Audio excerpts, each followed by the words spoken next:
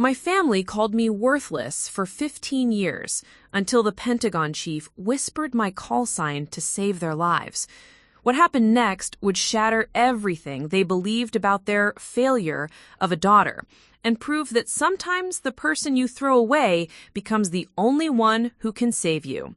Before we jump back in, tell us where you're tuning in from. And if this story touches you, make sure you're subscribed because tomorrow I've saved something extra special for you. The wedding invitation came with a handwritten note from my mother. Seating is limited. Perhaps you could watch the live stream instead. Classic Patricia Holloway. Even when extending an olive branch, she made sure to remind me where I ranked in the family hierarchy. My sister Veronica was marrying tech mogul Jonathan Ashford at their sprawling estate in Willowbrook Heights. It was going to be the social event of the season, and apparently I was too much of an embarrassment to witness it in person. I stared at the cream-colored cardstock, my fingers tracing the elegant calligraphy that spelled out everyone's names except mine. Dr. Patricia Holloway and Mr. Richard Holloway request the pleasure of your company. Below that, the wedding party was listed in flowing script. Maid of honor, Veronica Holloway, future tech CEO. Best man, Jonathan's Harvard roommate. Bridesmaids, college sorority sisters with trust funds. Groomsmen, fellow entrepreneurs with startup success stories. Nowhere did it mention Captain Riley Voss, their older daughter who'd spent the last 8 years serving her country in classified operations across 3 continents. I wasn't listed in the family section of the program either, just a blank space where my name should have been, like I'd never existed at all. I folded the invitation and tossed it into my duffel bag. I'd been home from my latest deployment for exactly 6 days, and nothing had changed. My parents still lived in the same pristine colonial house on Maplewood Drive, still attended the same country club events, still pretended their military daughter was something to be quietly managed rather than celebrated. The rehearsal dinner was held at the Grandview Golf Club, where my father had been a member since before I was born. I arrived in my dress blues, the same uniform I'd worn when receiving my 3rd commendation for valor, the same uniform that had carried me through operations in Montenegro, Kazakhstan, and places I couldn't mention even to family. But walking into that marble-clad dining room, I might as well have been wearing a sign that read, "Disappointment." "Riley," my cousin Madison spotted me first, her voice carrying that particular pitch that meant she was already 2 glasses of wine deep. "Oh my God, you actually came. I thought you were still deployed somewhere dangerous and mysterious." She air-quoted the last 2 words, making it clear what she thought of my career choices. I managed a smile. "Just got back from Eastern Europe last week." "How exciting," she said in the same tone she'd used to discuss a particularly dull documentary. "Well, you should definitely say hi to everyone. They're all so curious about what you've been up to." I made my way through the crowd, receiving polite nods and tight smiles from relatives who hadn't bothered to return my emails in years. My mother appeared at my elbow, resplendent in champagne-colored dress that probably cost more than my monthly combat pay. "Riley, darling, you made it," she said, her voice carrying just enough warmth to fool the nearby guests. "You look official." "It's called a uniform, Mom." She laughed, the kind of laugh that wasn't really a laugh. "Of course. Well, you'll want to find your table. You're seated in the back with some of Jonathan's work colleagues. I thought you might have more in common with them." I glanced across the room to where she was pointing. Table 12, practically hidden behind a decorative pillar, filled with people I'd never met who were already deep in conversation about cryptocurrency and venture capital funding. Meanwhile, my parents sat at the head table with Veronica and Jonathan, basking in the glow of their successful daughter's upcoming nuptials. The speeches began during the main course. Jonathan's father spoke about building legacy businesses. My father stood and delivered a heartfelt toast about watching Veronica grow into the accomplished woman she'd become. From her summa cum laude graduation from Yale to launching her biotech startup at 26, Veronica has always known exactly where she was going, he said, his voice thick with pride. "Some children take longer to find their path, but our Veronica has always been destined for greatness." The implication hung in the air like smoke. Some children take longer to find their path. Everyone in that room knew he was talking about me, the daughter who run off to play soldier instead of following the family tradition of law school and country club respectability. Veronica stood to respond, radiant in her rehearsal dress, every inch a poised heiress. "Thank you all for being here to celebrate with Jonathan and me," she began, her voice carrying easily across the room. "Family means everything to us, especially those who've always supported our dreams." Her eyes briefly found mine across the crowded room. "Not everyone understands the choices we make, but the people who matter most have always believed in us." The room erupted in gentle applause. I took a sip of water and kept my expression neutral, even as the words hit their mark. Not everyone understands the choices we make. Code for, Riley made bad life decisions, but we're too classy to say it directly. My phone buzzed against my leg, a text from an unknown number. "Falcon 7, extraction needed, urgent." I stared at the screen. Falcon 7 was my operational call sign, known only to a select few within the Department of Defense. Nobody outside of classified military channels should have had this number, let alone known my designation. I glanced around the dining room, but everyone was focused on Veronica's speech about true love and finding your soulmate in someone who shares your vision for the future. Another buzz. "Northeast parking lot. 5 minutes. This is not a drill." My training kicked in before my emotions could catch up. I stood quietly, leaving my napkin on the table, and slipped out through the side entrance.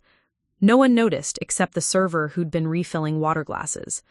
The northeast parking lot was separated from the main entrance by a row of perfectly manicured hedges and a small fountain that sparkled under the security lights. I checked my watch. 9:47 p.m. The lot was empty except for a black sedan with government plates parked under the furthest streetlight. As I approached, the rear window rolled down, revealing a face I recognized from briefings but had never expected to see in suburban Connecticut. Defense Secretary Margaret Thorne, the third most powerful person in the Pentagon, the woman who advised the president on matters of national security, was sitting in a car outside my sister's rehearsal dinner. "Captain Voss," she said, her voice carrying the authority of someone accustomed to being obeyed without question. "We need to talk." I approached the vehicle, my mind racing through possibilities. "Ma'am, I'm currently on leave." "Not anymore." She gestured to the seat beside her. "Get in. We have a situation that requires your specific expertise, and time is running very short." I slid into the sedan, the leather seat still warm from the heated setting. The driver was a stoic man in a dark suit who didn't turn around as I settled in. Secretary Thorne handed me a tablet displaying a satellite image of what looked like a compound surrounded by desert terrain.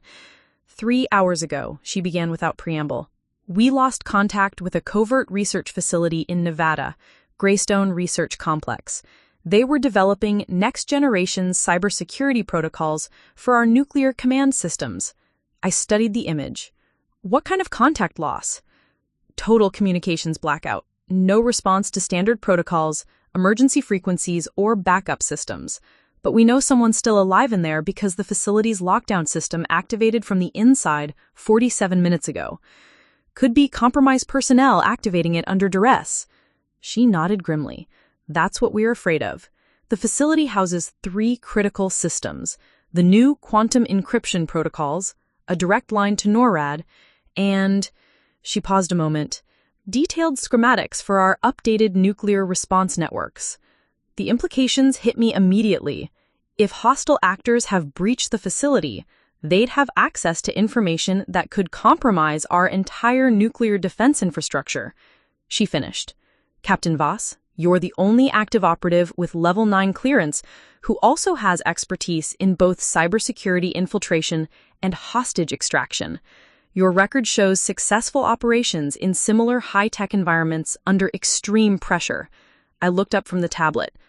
"What's the timeline?" "The facility's emergency power runs for 6 hours during lockdown. After that, all systems default to permanent shutdown mode, which includes," she hesitated, "elimination protocols for anyone still inside." "How long do we have?" Secretary Thorne checked her watch. 2 hours and 13 minutes. Through the car's tinted windows, I could see the warm glow of the golf club's dining room, where my family was probably enjoying dessert and continuing their celebration of everything I wasn't. My sister was toasting her perfect future with her perfect fiancé, surrounded by people who saw my military career as an embarrassing phase I'd hopefully grow out of. "Ma'am," I said, turning back to the defense secretary, "what's aren't you telling me?" Her expression grew even more serious. "The research team trapped inside includes Dr. Harrison Chun, the lead scientist on our quantum encryption project. But it also includes," she consulted her notes, "civilian contractor Dr. David Holloway." My blood went cold. "Holloway? Your uncle, I believe. He was consulting on the project's civilian cybersecurity applications." She studied my face carefully.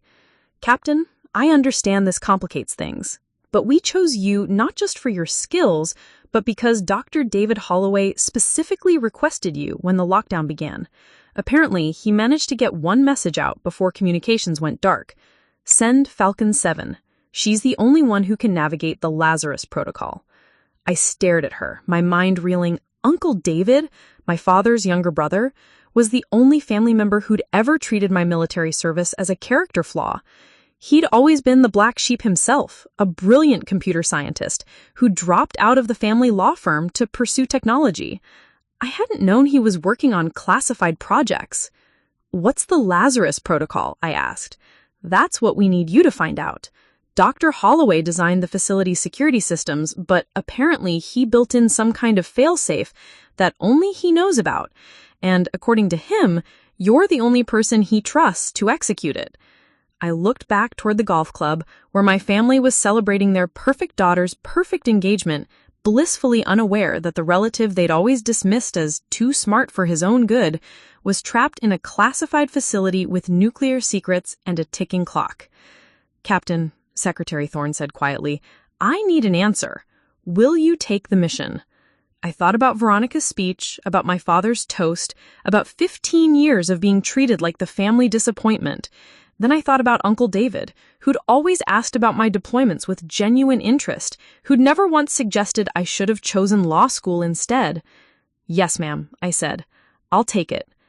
"Good." She signaled to the driver, who immediately started the engine. "There's a helicopter waiting at Bradfield Airport. You'll be briefed en route to Nevada." As we pulled away from the golf club, I caught one last glimpse of the dining room through the large windows. My family was still there, still celebrating, still completely unaware that their worthless daughter was about to risk everything to save the uncle they'd always considered almost as much of a disappointment as me. What they didn't know was that sometimes the people you write off are the only ones who can save you when everything falls apart. Preparing and narrating this story took us a lot of time, so if you are enjoying it, subscribe to our channel. It means a lot to us. Now back to the story. The helicopter ride to Nevada should have been routine. I'd made similar flights dozens of times during active deployments. But this time, I couldn't shake the image of my family's faces when they realized I'd vanished from the rehearsal dinner without a word. Not that they'd notice right away. They were probably still toasting Veronica's engagement, probably relieved that the family disappointment had finally excused herself before she could embarrass them further. My absence would be explained away with the same practiced ease they'd used for years. "Oh, Riley? You know how she is. Military obligations, very demanding schedule." Secretary Thorne had handed me a secure tablet before takeoff, loaded with everything the Pentagon knew about the Greystone Research Complex. I scrolled through architectural blueprints, personnel files, and security protocols, but my mind kept drifting back to the last conversation I'd had with Uncle David. It was 3 months ago, during my brief leave between deployments. I'd stopped by his cluttered home office in Riverside, where he worked on freelance cybersecurity consulting. His desk was a maze of computer components, circuit boards, and empty coffee mugs that probably had been sitting there since the Clinton administration. "Riley," he'd said, spinning around in his desk chair with the enthusiasm of someone who genuinely enjoyed unexpected visitors. "How's my favorite niece?" "I'm your only niece, Uncle David." "Details?" He gestured at the chaos surrounding him. "What do you think of my new setup? I'm working on something that could revolutionize how we protect classified information. I picked up a strange-looking device from his desk, something that looked like a cross between a smartphone and a miniature satellite dish. What is it? Quantum encryption interface. Still theoretical, but if it works, it could create communication channels that are literally impossible to intercept or decode. His eyes lit up with the kind of passion that had made him the black sheep of our law-focused family. The applications for military communications alone. Sounds like something the Pentagon would be interested in. He'd gone quiet for a moment, which was unusual for Uncle David. Actually, they already are. I can't say much, but I've been consulting on a project that could change everything about how we secure national defense communications. Uncle David, are you working on classified material? Let's just say that if anything ever happened to me, you're the only person in this family I would trust with the technical details. He handed me a small encrypted drive. This contains access protocols for something I call the Lazarus Protocol. If you ever get a message with your call sign and my name together, use this. I stared at the drive. How do you even know my call sign? He smiled mysteriously. I know more about your real job than your parents think I do, kiddo. They see medals and ceremonies. I see the classified operations reports that cross my desk when I'm doing security reviews. Now, flying through the night sky toward Nevada, I reached into my jacket pocket and felt the encrypted drive I'd been carrying ever since that conversation. I'd never understood why Uncle David had given it to me, but I'd never questioned his judgment either. He was the one person in my family who'd never treated my military service like a phase I'd grow out of. The pilot's voice crackled through my headset. Captain Voss, we're approaching Greystone. You'll want to see this. I looked out the window and immediately understood why we lost contact with the facility. The research complex sat in the middle of the Nevada desert like a technological fortress, but something was very wrong.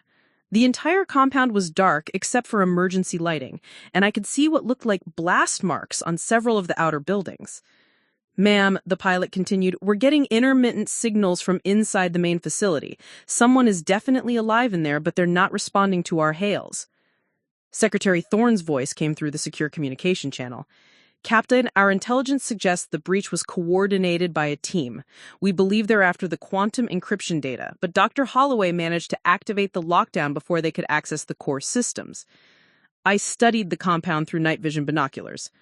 How many hostiles are we looking at? Unknown. Satellite imagery shows evidence of forced entry on the northwest perimeter, but we lost visual contact when the lockdown activated. She paused. Captain, there's something else. We've been monitoring radio chatter, and we believe the breach team is still inside. They're trapped just like Dr. Holloway and the research staff. So we're dealing with a hostage situation and a potential firefight? Correct. But Captain, your primary objective isn't neutralizing the hostile team. It's getting Dr. Holloway and the research data out safely. The quantum encryption protocols cannot fall into enemy hands. I nodded, checking my equipment one final time. Standard tactical gear, but with some specialized additions for this mission. Electronic warfare devices, advanced communication jammers, and a portable quantum scanner that I honestly didn't fully understand, but had been told might be necessary for navigating the facility's security systems. What's the insertion plan?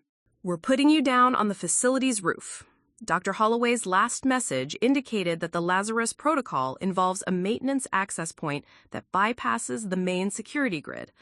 Apparently, he designed it specifically for emergency evacuation scenarios. The helicopter began its descent, and I could see the complex more clearly. It was larger than I'd expected, a sprawling series of interconnected buildings that looked more like a small military base than a research facility. The main structure was a 4-story, concrete and steel building with no windows, designed to be as secure and anonymous as possible. Captain, the pilot announced, we're getting some kind of electronic interference. I can maintain position for insertion, but I won't be able to stay on station for extraction. You'll need to find another way out. Perfect. A stealth insertion into a compromised facility with no guaranteed extraction. a ticking clock, hostile forces of unknown size, and the fate of national security secrets hanging in the balance. Just another Tuesday in my line of work. As the helicopter settled onto the facility's roof, I thought about my family back in Connecticut. By now, the rehearsal dinner was probably ending. Veronica and Jonathan were likely making their rounds, accepting congratulations, and discussing final wedding preparations. My parents were probably networking with other parents, discussing their children's achievements, and carefully avoiding any mention of their older daughter. They had no idea that while they were celebrating Veronica's engagement to a tech entrepreneur, their worthless daughter was about to infiltrate a classified research facility to save national security secrets, and the uncle they'd always considered almost as much of a disappointment as me. I checked my gear one final time, activated my communication devices, and prepared to rappel down into the facility. Through my earpiece, I heard Secretary Thorne's voice. "Captain Voss, you are cleared for insertion. Remember, we have less than 2 hours before the elimination protocols activate." "Understood, ma'am. Falcon 7 is going dark." I dropped through the night toward the dark roof of the facility, carrying Uncle David's encrypted drive and the weight of everything my family had never understood about who I really was. The silence that followed wasn't just the absence of sound. It was the moment before everything changed. Below me, in the depths of the Greystone Research Complex, Uncle David was waiting, along with nuclear secrets, hostile forces, and answers to questions I hadn't even known to ask. As my boots touched the roof and I moved toward the maintenance access point, I couldn't help but smile grimly. My family had spent 15 years treating me like their greatest disappointment. They were about to learn that their disappointment might be the only thing standing between them and a national security catastrophe that could change the world as they knew it. The maintenance hatch opened with a soft pneumatic hiss, revealing a narrow shaft that dropped into darkness. I clipped my rappelling gear to the anchor point and began my descent into the Greystone Research Complex, the weight of Uncle David's encrypted drive pressing against my ribs where I had secured it in my tactical vest. 30 feet down, my boots touched solid ground in what appeared to be a utility corridor. Emergency lighting cast eerie red shadows along the walls, and I could hear the low hum of backup generators somewhere in the distance. The air tasted metallic, recycled through filtration systems that were probably running on minimal power. I activated my night vision and checked the facility schematics on my tablet. According to the blueprints, I was in Section C7, approximately 200 meters from the main research laboratory, where Uncle David and his team had been working when the breach occurred. But between me and that lab were 3 security checkpoints, 2 sealed blast doors, and an unknown number of hostile operatives who'd been trapped inside when the lockdown activated. My earpiece crackled softly. "Falcon 7, this is Control. How copy?" "Clear signal. I'm inside the facility. Beginning approach to primary objective." "Roger that. We're detecting movement on thermal sensors, at least 4 distinct heat signatures in the main complex, but we can't determine friend from foe." I moved down the corridor, weapon ready, listening for any sound that might indicate human presence. The facility was designed like a maze, intentionally confusing to prevent unauthorized personnel from navigating it easily. But Uncle David had taught me something about reading building layouts during one of our conversations about security systems. "Always look for the maintenance paths," he said. "Every secure facility has them, and they usually follow the most direct routes because engineers hate inefficiency." I found what I was looking for 50 meters ahead, a secondary corridor marked with utility symbols that ran parallel to the main hallway but bypassed the first security checkpoint entirely. The access panel required a key card, but I'd come prepared for that. The electronic pick that Uncle David had designed, a modified version of standard military equipment, made quick work of the panel. The door slid open silently, revealing another red-lit corridor that smelled of ozone and electronic components. 20 minutes into my infiltration, I heard the first voices. "We can't correct the encryption without the primary researcher. The quantum protocols are locked behind biometric scanners that require his direct input." "Then we keep him alive until he cooperates," another voice replied. "This one definitely American. The client is paying too much for us to return empty-handed." I pressed myself against the wall and used a fiber optic camera to peer around the corner. 2 men in tactical gear stood near what looked like a blast door marked Laboratory Wing Alpha. One was consulting a tablet while the other kept watch with an assault rifle. Neither looked like amateurs. "How much longer until this lockdown expires?" the first man asked. According to our intelligence, the facility has emergency power for maybe 90 more minutes. After that, everything shuts down permanently, including life support. My blood ran cold. They knew about the elimination protocols, which meant they either had inside information about the facility's security systems or they'd done extensive reconnaissance before the breach. This wasn't a random attack.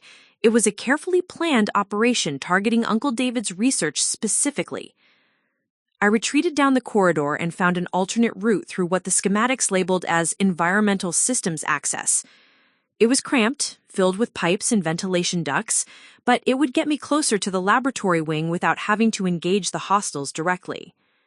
Crawling through the maintenance shaft, I tried to piece together what I knew.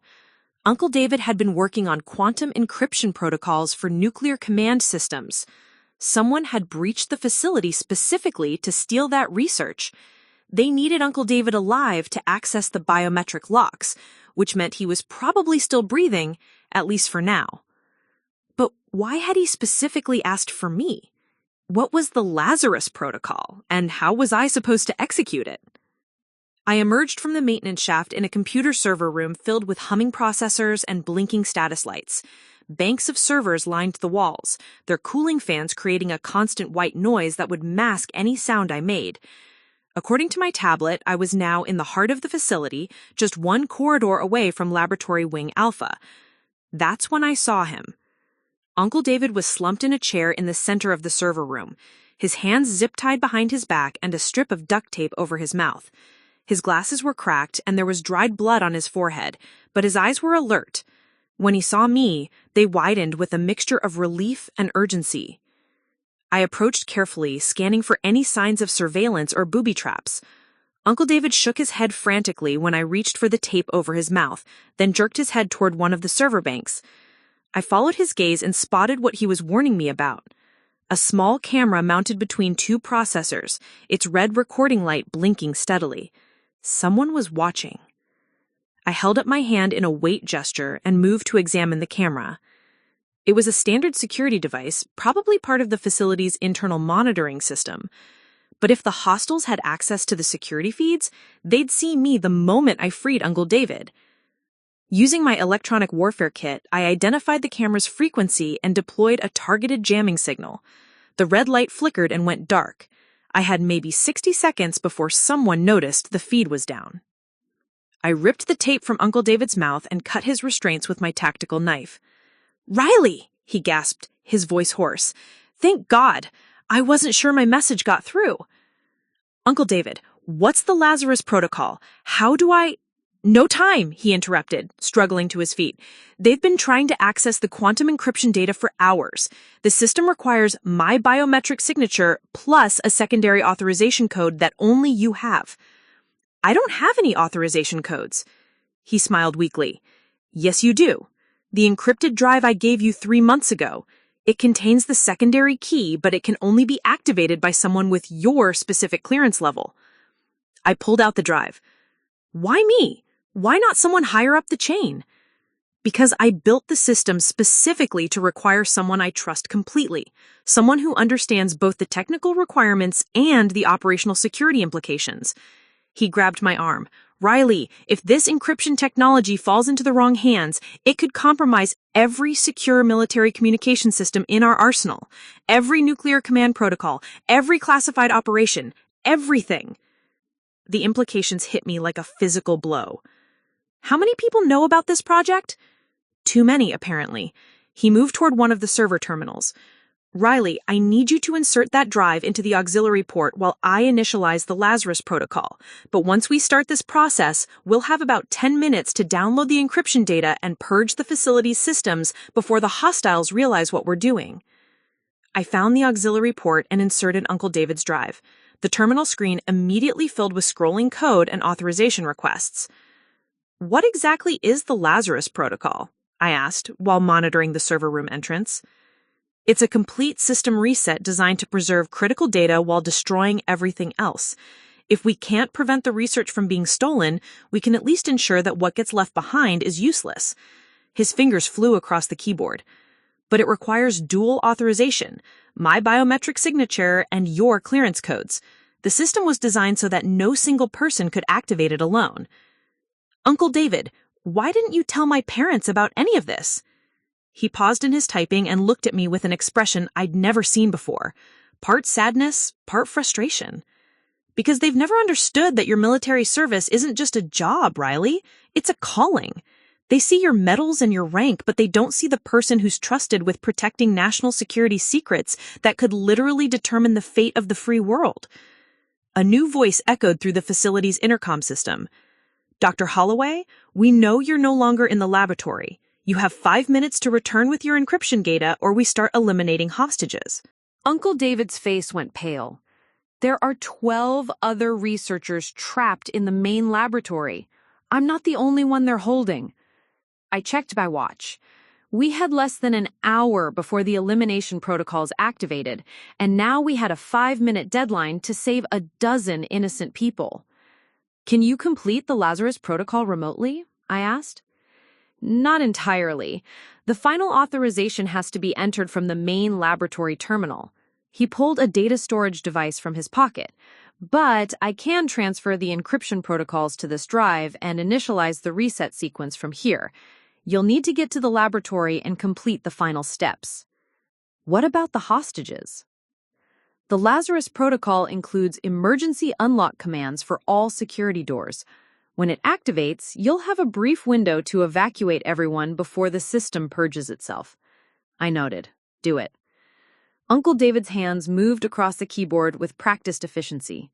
Status indicators on the surrounding servers began changing from green to amber, and I could hear subtle changes in the facility's background hum as systems began reconfiguring themselves.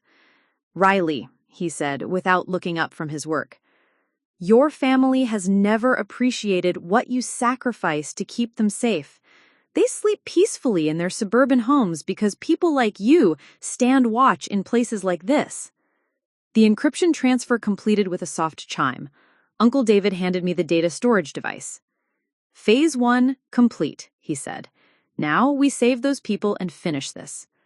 I secured the device in my tactical vest next to the encrypted drive he'd given me months ago.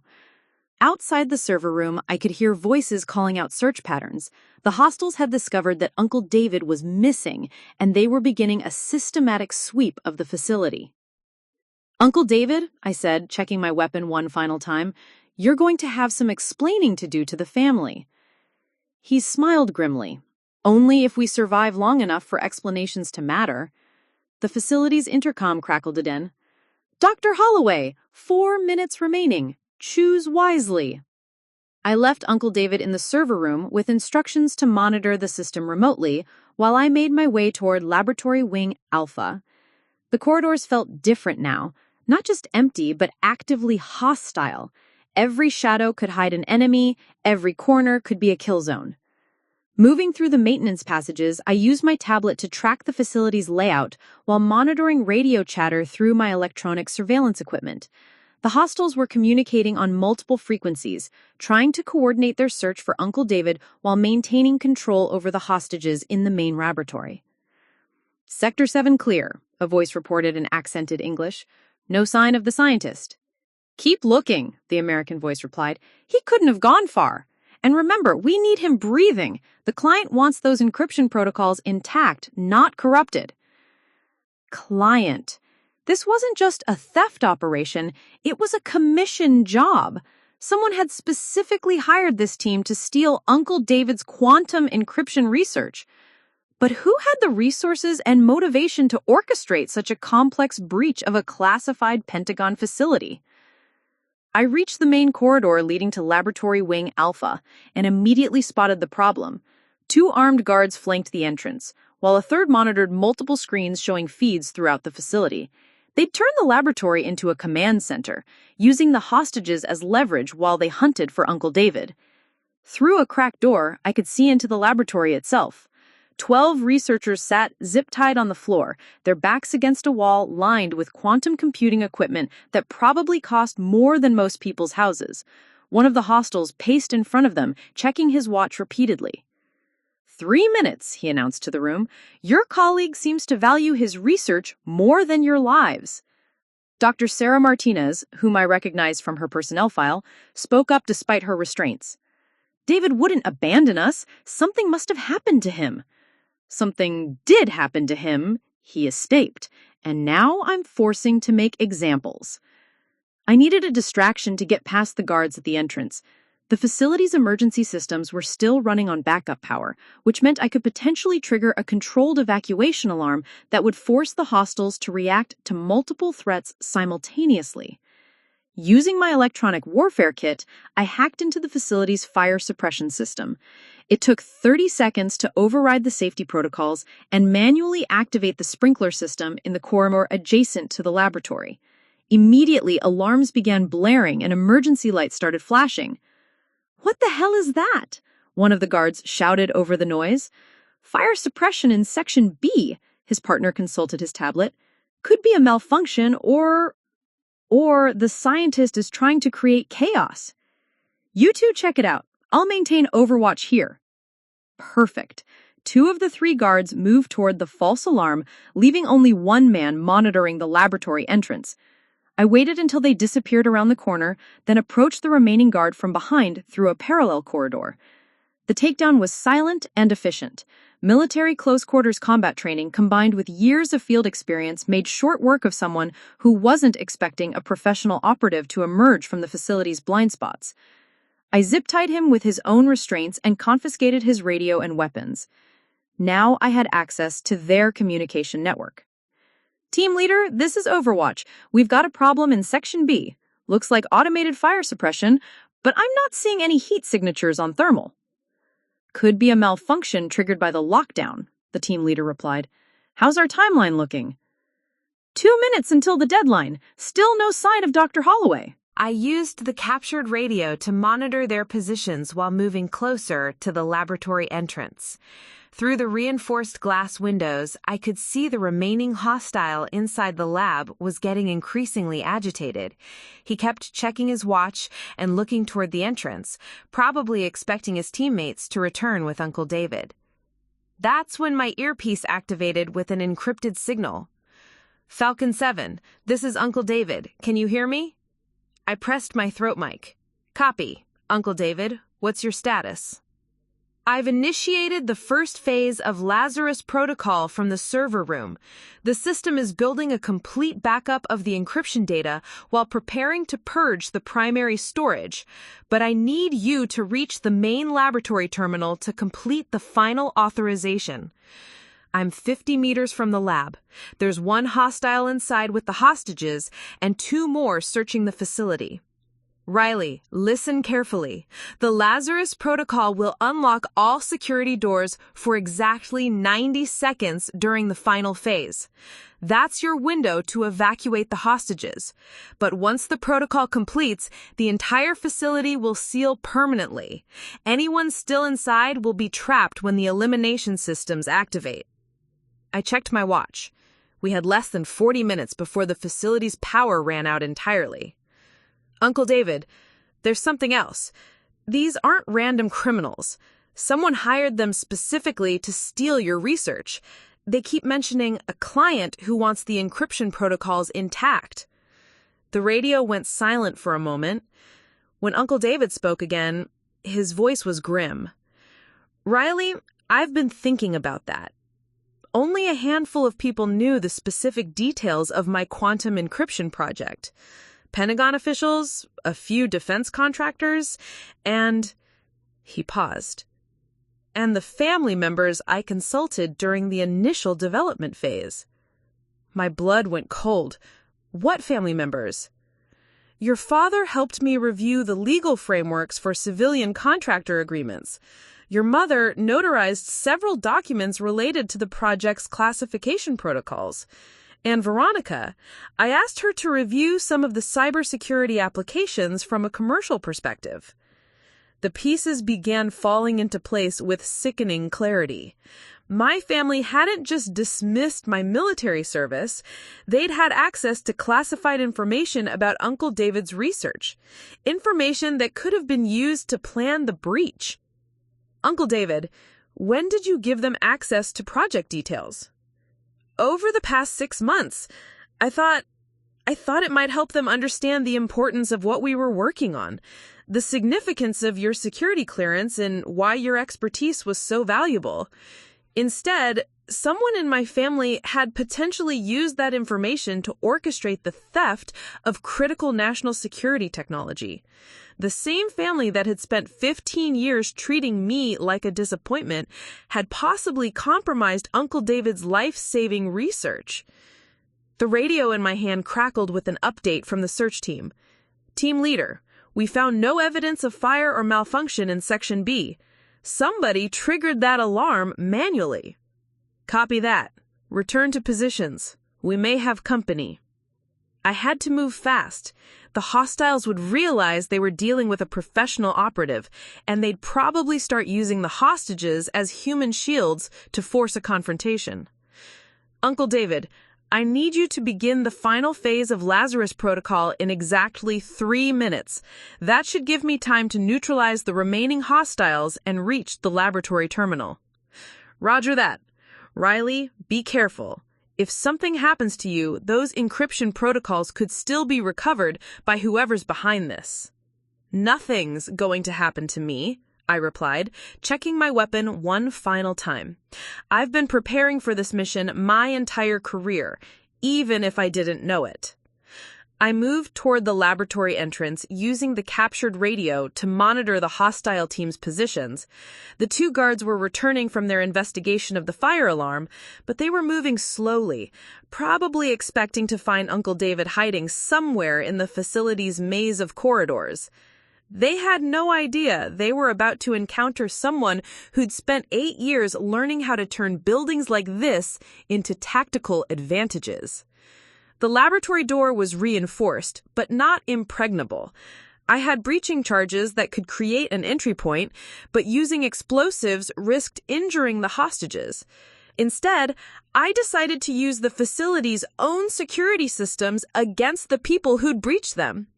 Uncle David had mentioned that the Lazarus Protocol would unlock all security doors, but he hadn't mentioned that many of those doors could also be controlled manually by someone with the right access codes that I'd extracted from the captured guard's tablet. I triggered a cascading unlock sequence that opened doors throughout the facility in a pattern designed to draw the hostiles away from the laboratory. Emergency exits, maintenance hatches, even storage closets began cycling open and closed in a sequence that would appear random, but was actually forcing the search team to investigate multiple false alarms simultaneously. What the hell is happening? The team leader's voice cut through the radio static. Are we dealing with system malfunctions or active interference? Unknown, but somebody's definitely manipulating the security grid. That was my cue. While the hostile team scrambled to understand what was happening to the facility's systems, I approached the laboratory using the one route they couldn't monitor from inside, the ceiling maintenance access directly above the main terminal. The reinforced ceiling tiles were designed to support maintenance equipment, which meant they could easily handle my weight. I positioned myself directly over the laboratory's main computer terminal and prepared to drop into the room where 12 innocent researchers were being held hostage by people who'd potentially been hired by my own family. Through the ceiling access panel, I could see the remaining hostile pacing nervously in front of the hostages, his weapon ready, but his attention divided between watching the entrance and monitoring the radio chatter from his increasingly confused teammates. In 60 seconds, Uncle David would initiate the final phase of Lazarus Protocol. The security doors would unlock, the hostages would have 90 seconds to escape, and I would have one chance to complete the mission that could save or doom critical national security protocols.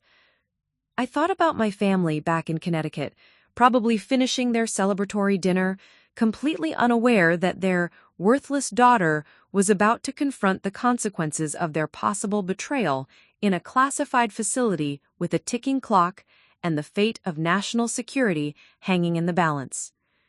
Time to find out if 15 years of being underestimated had prepared me for the most important mission of my career. My earpiece crackled softly. Falcon 7, Lazarus Protocol final phase initiating in 10 seconds. I positioned myself directly above the laboratory's main terminal, gripping the ceiling access panel with one hand while holding my sidearm with the other.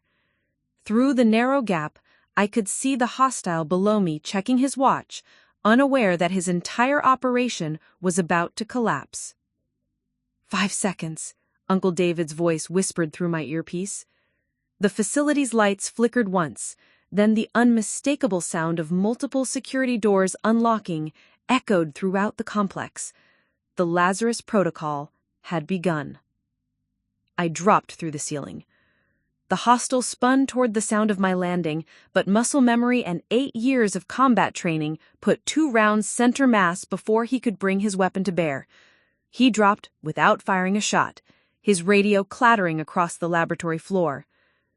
"Everyone stay down," I shouted to the hostages, who had instinctively flinched at the gunfire.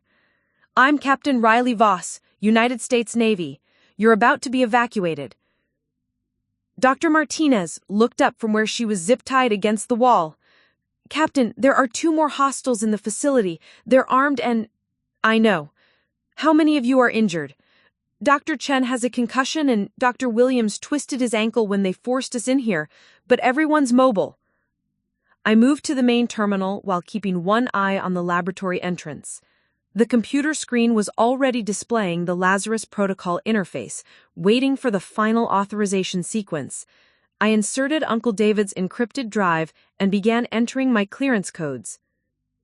"Authorization accepted," the system announced in a calm, artificial voice. "Final protocol phase will complete in 87 seconds. All personnel must vacate the facility immediately." I began cutting the zip ties restraining the researchers. "Listen carefully. You have exactly 80 seconds to reach the emergency exits. The facility is going into permanent lockdown, and anyone still inside will be trapped." "What about you?" Dr. Martinez asked as I freed her restraints. "I have to complete the data transfer first." I handed her my tactical knife. "Get everyone else free and move toward exit Alpha. Don't stop for anything." The researchers worked frantically to cut each other loose while I monitored the terminal.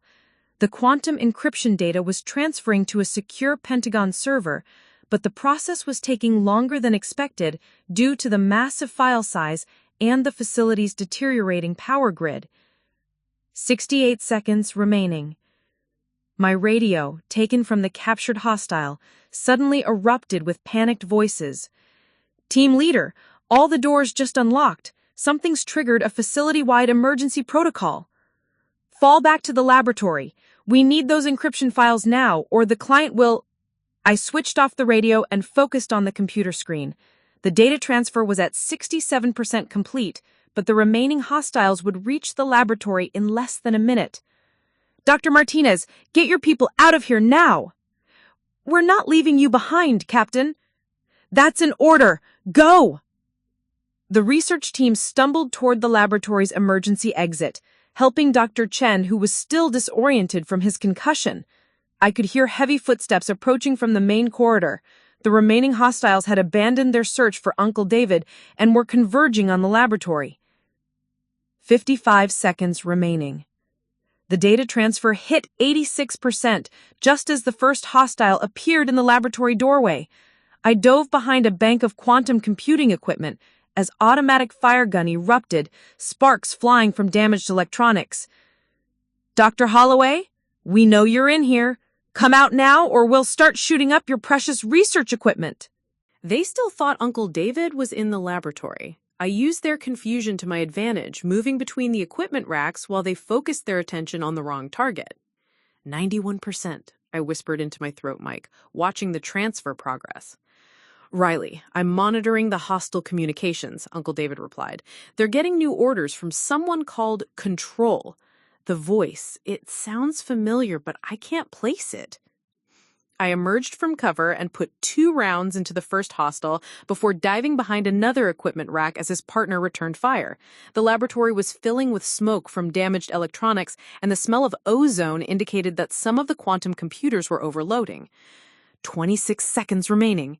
The data transfer hit 95%. Almost there. Riley, Uncle David's voice was urgent. I just traced the control signal. It's coming from inside the United States, specifically from a location in Connecticut. Connecticut, where my family was finishing their rehearsal dinner, celebrating Veronica's engagement to Jonathan Ashford, tech mogul with connections throughout the defense contracting industry. 98%. The remaining hostile had stopped firing and was speaking into his radio. Control, we need immediate extraction. The facility's in some kind of lockdown and we're taking casualties. The response came through clearly enough for me to hear. Negative. Complete the mission or don't come home. The voice was female, professional, and absolutely familiar. It was my mother. Transfer complete, the terminal announced. Lazarus protocol finalizing. Facility will seal in 15 seconds. I grabbed the drives from the terminal and started running toward the emergency exit. Behind me, the last hostile was shouting into his radio, "Control, the data's gone. Someone beat us to it." "Then eliminate any witnesses and destroy what's left," my mother's voice replied coldly. "The client has contingency plans." I reached the emergency exit just as the facility's lights went out completely. Emergency power was failing, and in seconds, the entire complex would seal permanently. I burst through the exit into the desert night, where Uncle David was waiting beside an emergency communications array he'd apparently jerry-rigged from equipment in the server room. "Riley, did you get the data?" I held up the drives. "Got it. But Uncle David, we have a bigger problem." "I know," he said grimly. "I heard the radio traffic. Patricia was control. Our own sister was coordinating the theft of classified military technology." Sister. Not my mother, but Uncle David's sister, my Aunt Patricia, who happened to share a name with my mother, but was someone else entirely. "No," I said, my blood running cold as I realized the truth. "Uncle David, that wasn't your sister. That was my mother, Patricia Holloway. She was control." The facility behind us groaned as the final lockdown mechanisms engaged. In the distance, we could see the lights of military vehicles approaching, our extraction team arriving just as the mission reached its conclusion. But the real mission was just beginning, because now I knew that the family who had called me worthless for 15 years hadn't just dismissed my military service, they'd actively betrayed it. "Riley," Uncle David said quietly, staring at the sealed facility, "what are we going to do?" I looked back toward the horizon where Connecticut lay sleeping peacefully under the cover of night, where my family was probably toasting Veronica's future happiness while completely unaware that their perfect facade was about to crumble.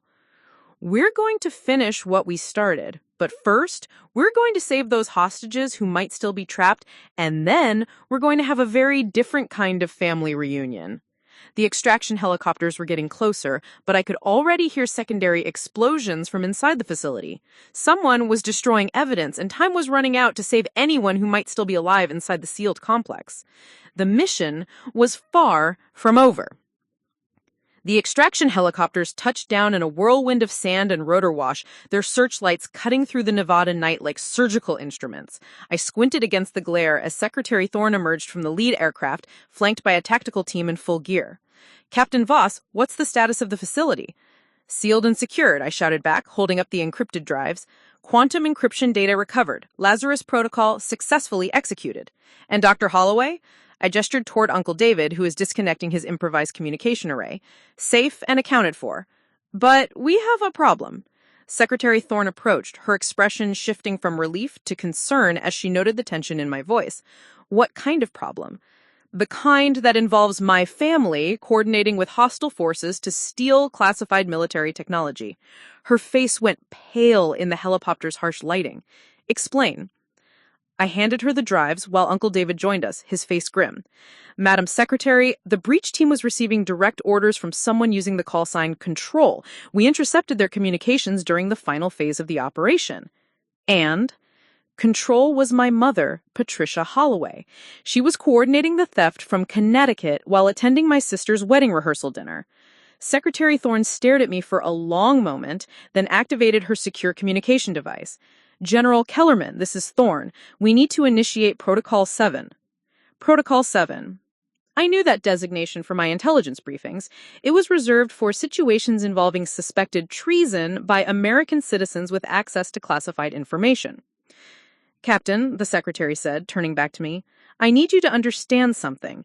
We've been tracking suspicious communications related to Dr. Holloway's research for 3 weeks.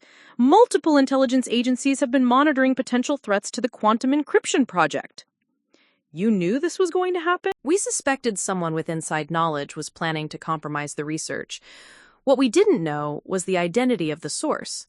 She glanced at Uncle David. Dr. Holloway, when you shared classified information with your family members, did you document those interactions? Uncle David nodded slowly. I kept records of everyone who had access to project details. I thought it might help them understand Riley's importance to national security. Instead, it gave them the intelligence they needed to plan a coordinated theft, I said bitterly. Uncle David, how much did you tell them? Everything, he admitted, his voice barely audible over the helicopter noise. Facility layout, security protocols, research timelines, even your operational schedule. I wanted them to see that your military service wasn't just some career phase, it was vital work that protects national security. Secretary Thorne activated her radio again. Kellerman, confirm that surveillance teams are in position at the Holloway residence in Connecticut. We're going to need immediate arrests. Arrests? I stepped forward. Madam Secretary, what exactly are we talking about here? Captain, your family had access to classified information about a Pentagon research project. That information was used to coordinate an attack on a federal facility that resulted in the theft of national security assets. Under the Espionage Act, that constitutes treason. The weight of her words settled over me like a lead blanket. My family hadn't just dismissed my military service, they'd used their knowledge of it to commit crimes against the United States government. While I was risking my life to protect national security, they were actively undermining it. There's more, Uncle David said quietly. Riley, I've been thinking about the timeline. Your mother began asking detailed questions about my research right after Veronica announced her engagement to Jonathan Ashford. What does Jonathan have to do with this? Ashford Industries has been trying to develop commercial applications for quantum encryption technology. They've submitted multiple proposals to the Pentagon for defense contracts related to cybersecurity. Secretary Thorne pulled up information on her tablet. Jonathan Ashford, CEO of Ashford Industries. The company has been under investigation by the Defense Contract Audit Agency for irregularities in their proposal submissions. Specifically, they've been submitting bids that demonstrate knowledge of classified research parameters. The pieces were falling into place with sickening clarity. Veronica's engagement to Jonathan wasn't just a romantic relationship, it was a business partnership designed to steal military technology through family connections. How long have they been planning this? I asked. Based on communication intercepts, at least 6 months, Secretary Thorne replied. Your sister began cultivating relationships with defense contractors shortly after her engagement. Your mother started her notary business specifically to gain access to classified document processing. And your father... She paused, consulting her tablet again. Your father established legal frameworks for what he called family security consulting. He's been using his law practice to create shell companies that could receive payments for industrial espionage. I felt physically sick. Every family gathering, every holiday dinner, every conversation about my military career had been them gathering intelligence for what amounted to a long-term espionage operation. Captain, Secretary Thorne continued, we need you to return to Connecticut immediately. You're going to be our primary witness in the prosecution of your own family. What about the wedding? The wedding is tomorrow, which means your entire family will be gathered in one location, along with Jonathan Ashford and potentially other conspirators. She handed me a secure phone. We're going to need you to attend that wedding, Captain, but not as the family disappointment. Ma'am? You're going to attend as a federal witness wearing a wire, gathering evidence of ongoing conspiracy to commit espionage against the United States. The irony was almost overwhelming. My family had spent 15 years making me feel unwelcome at family events. Now the federal government was ordering me to attend my sister's wedding as part of a national security operation. What's the timeline? You'll fly back to Connecticut immediately. Our surveillance teams are already monitoring the rehearsal dinner, but we need someone on the inside for tomorrow's ceremony. Based on intercepted communications, we believe they're planning to finalize the transfer of stolen research data during the wedding reception. They're going to conduct espionage at a wedding? It's the perfect cover, Uncle David said. Hundreds of guests, multiple vendors, chaos and celebration. Easy to pass information or payments without anyone noticing. Secretary Thorne activated her radio again. This is Thorne. Prepare transport for Captain Voss to return to Connecticut immediately. Full operational support, classified mission parameters. Ma'am, I said, what happens to my family after we gather this evidence? Her expression was grim. Captain, if we can prove conspiracy to commit espionage, your mother and father will face federal charges carrying potential life sentences. Your sister could receive 25 years for her role in coordinating the theft. And Jonathan? If we can prove he was the client behind tonight's operation, he'll face charges for conspiracy, espionage, and potentially terrorism, depending on how we classify the attack on a federal facility. I looked back at the sealed research complex where the bodies of the hostile operatives were probably still inside, along with millions of dollars worth of quantum computing equipment that would never see daylight again.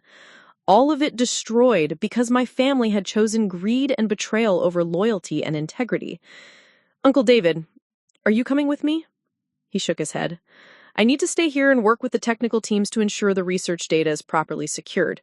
But Riley, I'm sorry. This is my fault. I thought sharing information with them would help bridge the gap between you and the family. Instead, I gave them everything they needed to destroy their own lives. It's not your fault. They made their choice. Secretary Thorne handed me a briefing folder. Captain, your mission tomorrow is to attend that wedding and gather evidence of ongoing espionage activities. You'll be wired for audio and video, and you'll have backup teams positioned throughout the venue. What about afterward? After we arrest your family for treason against the United States, you'll testify at their trials and help ensure they spend the rest of their lives in federal prison. I climbed into the helicopter, carrying the encrypted drives that contained enough quantum encryption technology to revolutionize military communications, along with evidence that would destroy my family's lives forever. As we lifted off from the Nevada desert, I thought about Veronica's perfect wedding, my parents' proud smiles, and the 15 years I'd spent trying to earn their approval while they were planning to betray everything I'd sworn to protect. Tomorrow, I would walk into that wedding as Captain Riley Voss, federal witness and decorated military officer. And my family would finally understand exactly how valuable their worthless daughter had become. The helicopter banked toward the east, carrying me back to Connecticut and the most important mission of my career, destroying the people who had created me. The private jet touched down at Bradfield Airport at 4:47 a.m., less than 12 hours before Veronica's wedding ceremony was scheduled to begin. I'd spent the flight reviewing surveillance footage from the rehearsal dinner, watching my family laugh and celebrate, while federal agents documented their every move from hidden positions throughout the golf club. Agent Sarah Chen met me at the aircraft stairs, her expression professional but sympathetic. She was FBI counterintelligence, assigned to coordinate the wedding operation with Pentagon security teams. Captain Voss, I'm sorry about the circumstances. Don't be, I replied, shouldering my gear bag. Let's focus on the mission. She handed me a tablet displaying the wedding venue layout. Willowbrook Country Club. The ceremony begins at 5 p.m., reception immediately following. We've identified 17 potential surveillance positions and will have eyes on every entrance. What about the wire? State-of-the-art, video and audio, completely undetectable. The technical team will fit you at the safe house. She gestured toward a black SUV awaiting on the tarmac. Captain, I have to ask, are you prepared to do this? To gather evidence that will send your family to federal prison? I thought about Uncle David's broken expression when he realized his attempt to bridge our family gap had enabled their betrayal. I thought about the hostile operatives who died in the Nevada facility because my family had sold classified information to foreign agents. I thought about 15 years of being treated like a disappointment while secretly serving as their intelligence source. Agent Chen, my family stopped being my family the moment they decided to betray their country. Let's go. The safe house was a modest colonial home in West Hartford, undistinguishable from dozens of others in the suburban neighborhood. Inside, it hummed with sophisticated surveillance equipment and communication arrays that would have impressed Uncle David. Technical specialist Rodriguez began fitting me with the recording devices while Agent Chen briefed me on the operational parameters. Based on intercepted communications, we believe the primary data transfer will occur during the reception, probably in a private area away from the main celebration. Your job is to get close enough to document the exchange. What about Jonathan Ashford? Under surveillance since yesterday. He's staying at the Marriott downtown with several associates we've identified as potential foreign intelligence operatives. They're all expected to attend the wedding. Rodriguez finished attaching the nearly invisible camera to my dress uniform and tested the audio feed. Captain, you'll be broadcasting live to our command center. If things go sideways, we can have tactical teams on site in under 90 seconds. Rules of engagement? Agent Chen consulted her orders. Gather evidence, maintain cover, avoid confrontation unless absolutely necessary. We want to document the conspiracy in action, not prevent it. The goal is building an airtight case for prosecution. What if they try to transfer classified material during the ceremony? Let them. We'll arrest everyone involved after we have proof of the transaction. I checked my appearance in the safe house mirror. Dress blues, ribbons perfectly aligned, shoes polished to mirror brightness. I looked every inch of the decorated military officer, which is exactly what my family had never wanted me to be at their social events. Agent Chen, has anyone notified my family that I'm attending? Negative. As far as they know, you disappeared from the rehearsal dinner last night and haven't been in contact. Perfect. They'd assume I was still sulking about being excluded, completely unaware that their worthless daughter was returning with federal authorization to destroy their lives. The drive to Willowbrook took 30 minutes through Connecticut's picture-perfect suburbs. Agent Chen provided continuous updates through my earpiece as surveillance teams reported on wedding preparations. Target 1 is in the bridal suite with 6 attendants.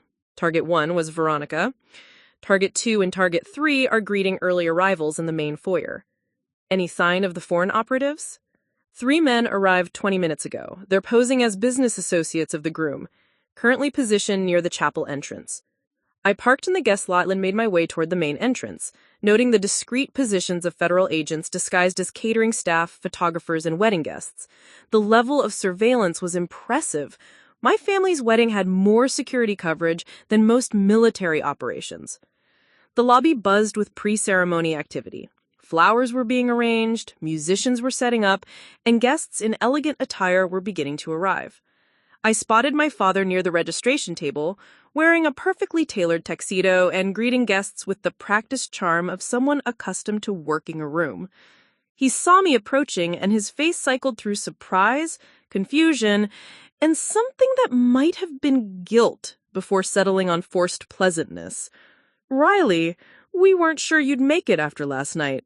"Wouldn't miss it," I replied, embracing him briefly while the hidden camera recorded our interaction.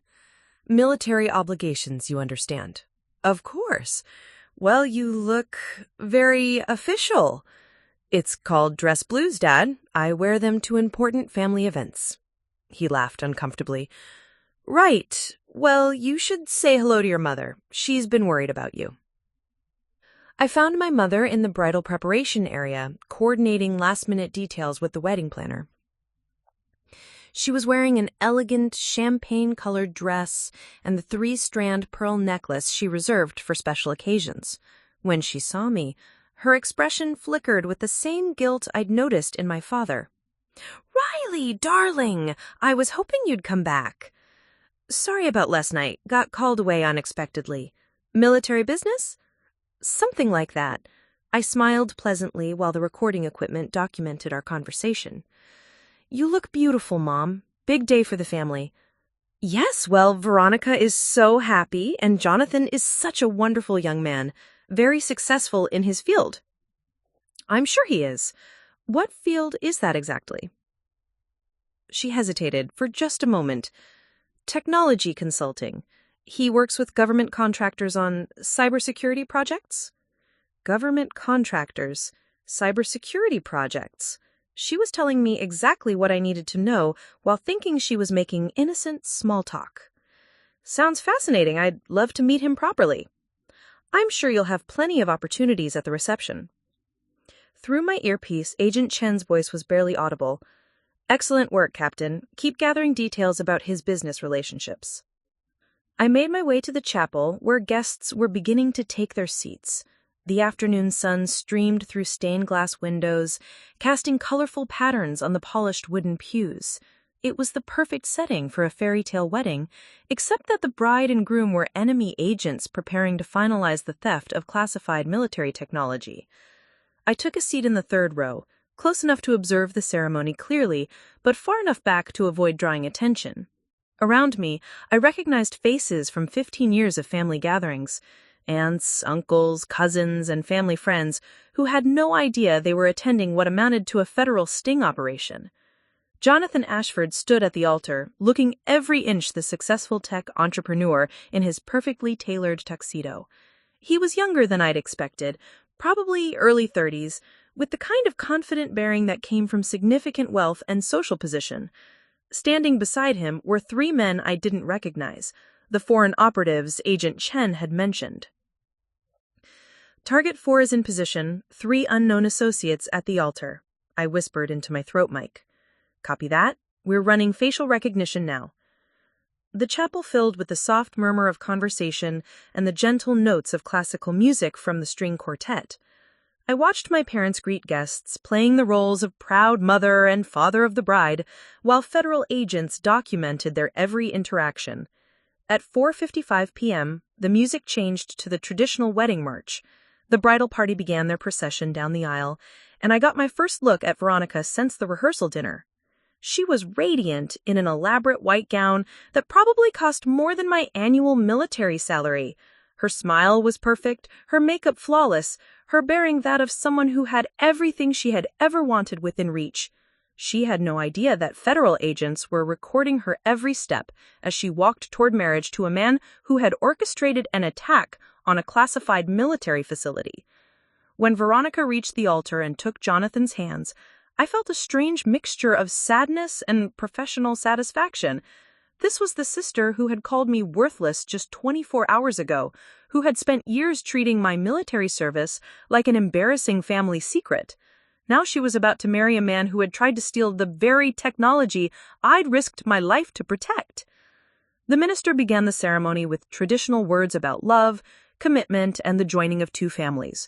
But through my earpiece, I could hear Agent Chen coordinating surveillance teams and preparing for the reception phase of the operation.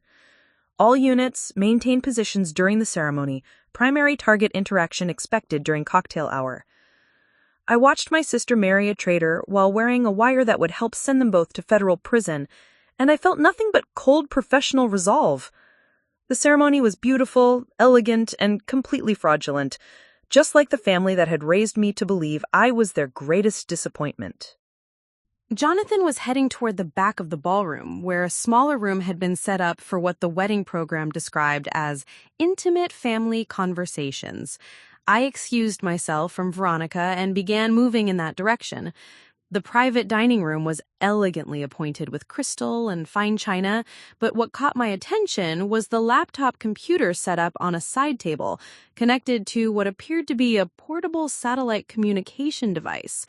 Jonathan was there with his 3 associates, along with my parents. They were gathered around the laptop, speaking in hushed tones. Confirmation that the Nevada facility was completely compromised, my father was saying. Our contact inside the Pentagon assured us that all research data was destroyed during the lockdown. Except it wasn't, Jonathan replied coldly. Someone extracted the quantum encryption protocols before the facility sealed. Our entire operation has been compromised. My mother's voice was tight with stress. How was that possible? We had complete intelligence on the facility's security measures. Because someone with higher clearance than we anticipated was brought in to handle the situation, one of the Russian operatives said in accented English. Our sources indicate a Navy officer with specialized expertise was deployed specifically to counter our operation. I pressed closer to the doorway, ensuring the hidden camera captured everything. What Navy officer? Veronica had joined the group, still in her wedding dress, but with an expression I'd never seen before. Cold, calculating, completely unlike the sister I thought I knew. The Russian operative replied, consulting his tablet. Captain Riley Voss, highly decorated special operations specialist with top secret clearance. She successfully extracted the research data and eliminated our operational team. The silence in the room was deafening. Riley? My mother said slowly. Our Riley? The same Riley you've all been dismissing as a military disappointment for 15 years. The same Riley who apparently has the exact expertise needed to destroy months of careful planning. My father's voice was barely audible. She's here, at the wedding. What? Veronica spun around, her wedding dress rustling. She arrived this afternoon, said she had military business last night but wanted to be here for the ceremony. The Russian operative stood abruptly. She's conducting surveillance. This entire gathering is compromised. Through my earpiece, Agent Chen's voice was urgent. Captain, they're on to you. We're moving in now. But I was done hiding. I stepped into the private dining room, still wearing my blues, still carrying myself with the military bearing that my family had never appreciated. Hello, everyone, I said calmly. Don't mind me. I'm just here for the family celebration. The room erupted into chaos. Jonathan lunged toward the laptop, probably trying to destroy evidence. The Russian operatives reached for concealed weapons. My Karen stood frozen in shock. But before anyone could react, the doors burst open and federal agents flooded the room. FBI, nobody move. Agent Chen appeared behind me, weapon drawn. Jonathan Ashford, you're under arrest for conspiracy to commit espionage against the United States. Patricia Holloway, Richard Holloway, Veronica Ashford, you're all under arrest for treason. The agents moved with precision, securing weapons, seizing the laptop and communication equipment, and restraining the suspects. I watched my family being handcuffed while wedding guests in the main ballroom began to realize something was terribly wrong. Riley, my mother said, as Agent Chen placed her in restraints, how could you do this to your own family? I looked at her for a long moment, thinking about 15 years of being treated like a disappointment, about Uncle David's broken expression when he realized his trust had been betrayed, about the hostile operatives who had died trying to steal American military secrets. I didn't do this to my family, I said quietly. You did this to your country. Veronica was staring at me in shock, her wedding dress now wrinkled from the arrest process. You were never supposed to be important enough to matter. That was your mistake. You spent so much time dismissing me that you never bothered to learn who I actually was. Agent Chen stepped forward. Captain Voss, we have everything we need. Excellent work. Through the ballroom windows, I could see more FBI vehicles arriving, along with military police to handle the classified aspects of the case. The wedding guests were being interviewed by agents, and the elegant reception was transforming into a federal crime scene. What happens now? I asked. Now they go to federal prison for the rest of their lives. Your testimony, combined with the evidence we gathered tonight, will ensure convictions on all charges. I walked out of the country club and into the Connecticut evening, leaving behind my family's perfect wedding and their perfectly ruined lives. In the distance, I could hear the sound of helicopters approaching, probably Pentagon officials coming to debrief the operation and secure any remaining classified materials. My phone buzzed with a text from Uncle David. Saw the news reports. Are you okay? I typed back, I'm fine. The mission is complete. 3 months later, I sat in a federal courtroom and watched my parents and sister receive their sentences. Life in prison for espionage. No possibility of parole. Jonathan Ashford got the same sentence, along with additional charges for coordinating with foreign intelligence services. The judge's final words were directed at me. Captain Voss, your service to this country has been exemplary, both in combat and in this investigation. Your family failed to recognize your value, but your nation never will. After the sentencing, I drove to Uncle David's house in Riverside. He was in his cluttered office working on a new project, something about quantum communication networks that would be even more secure than his previous research. "Riley," he said, spinning around in his desk chair, "how are you holding up?" "I'm good." And for the first time in months, I meant it. I'm finally good. "Any regrets?"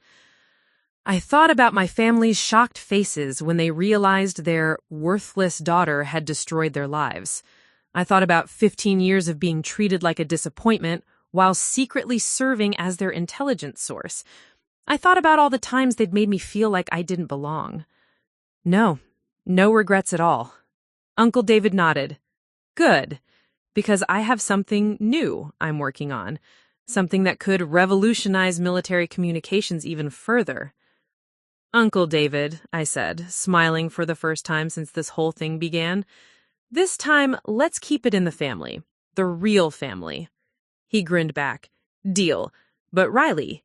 "Yeah?" "For the record, I always knew you were the most important person in this family. I just wish it hadn't taken treason charges for everyone else to figure it out." I looked around his cluttered office, filled with the kind of cutting-edge technology that protected American interests around the world, and I realized something important. I had finally found my place, not as the family disappointment, but as the person who chose country over comfort, duty over family loyalty, and truth over the lies that had defined my childhood. My family had called me worthless for 15 years, until the Pentagon Chief whispered my call sign to save their lives. But, in the end, I didn't save them. I saved the country from them. And that was worth everything I'd lost and everything I'd gained. Up next, you've got 2 more standout stories right on your screen. If this one hits the mark, you won't want to pass these up. Just click and check them out. And don't forget to like, subscribe, and turn on the notification bell so you don't miss any upload from us.